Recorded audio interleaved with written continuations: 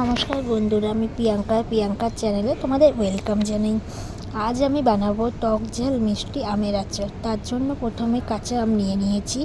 তারপর আমের খোসা ছাড়িয়ে আমটা কেটে জলে ধুয়ে নিয়ে আমের মধ্যে চিনি ও নুন মিশিয়ে 15 মিনিট ঢাকা দিয়ে রেখে দিলাম।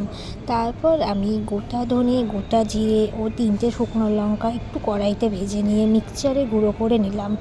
তারপর গ্যাসে কড়াই বসিয়ে তার মধ্যে মেখে রাখা আমটা সিদ্ধ করতে দিলাম। আমটা 60% কি 70% সিদ্ধ হয়ে গেলে তার মধ্যে 1 চামচ ভিনিগার দিয়ে দিলাম। ভিনিগারটা দিলে আমটা যে আচারটা হয় সেই আচারটা অনেক দিন অবধি ফ্রিজে সংরক্ষণ করে রাখা যায়। তারপর তার মধ্যে মৌরি ও কালো জিরা দিয়ে একটু নাড়াচাড়া করে তার মধ্যে ভাজা মশলা গুঁড়োটা দিয়ে আবার একটু নাড়াচাড়া করে নামিয়ে নিলাম টক ঝাল মিষ্টি আমের আচার। আমার এই রেসিপিটা তোমাদের কেমন লাগলো জানিও।